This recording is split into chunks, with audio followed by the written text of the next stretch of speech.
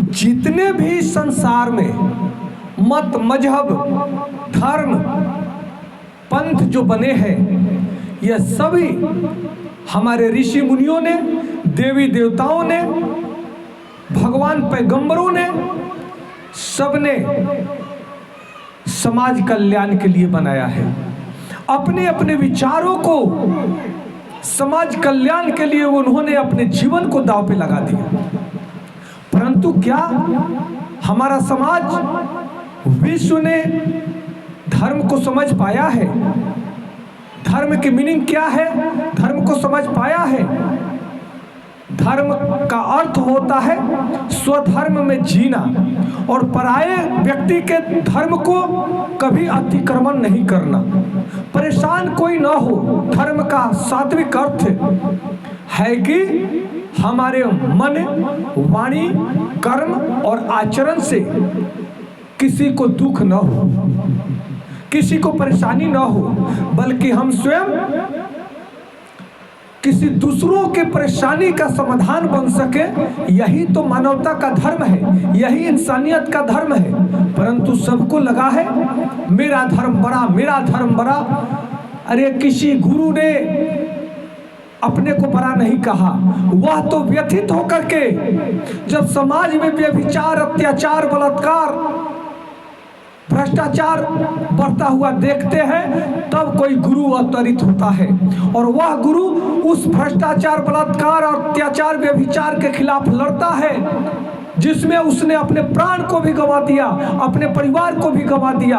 परंतु समाज कल्याण के लिए वह संकल्पित होकर के कि हमारा समाज, आने वाली पीढ़ियां सुख से, संपन्नता से और आपसी तालमेल, व्यवहार, सौहार्द के साथ जीवन जी पाए। परंतु ऐसा नहीं है। आज हर जगह उन शांति के प्रवर्तकों के सिद्धांतों में आग लगी हुई है, जिन्होंने शांति के लिए अपने आप को कुर्बान कर दिया। आज उनके सिद्धांतों को ही लेकर के सब एक दूसरे को मारने, काटने, बर्बाद करने पर लगे हुए हैं। क्या हमारे ऋषि मुनि, देवी देवता, ईश्वर, पैगंबर, भगवान इसी धर्म की स्थापना की बात करते हैं? जब जब अत्याचार हुआ है तब तब धर्म स्थापित करने के लिए फिर सात्विक लोगों ने एकत्रित होकर के अधर्मियों का नाश किया है और तब फिर आने वाली पीढ़ियों को जीने का रास्ता क्लियर हुआ है।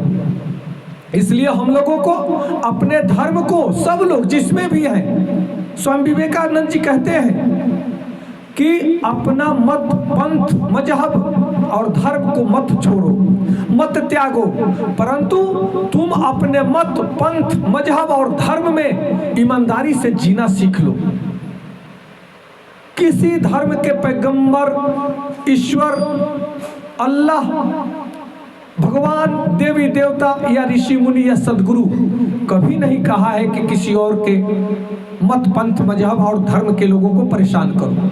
परंतु आज एक गैंग तैयार हो गया है कि दूसरे को परेशान करना है धर्म के नाम पर, मत, मजहब के नाम पर, जाति, क्षेत्र के नाम पर। यह बहुत विनाशक सिद्धांत है।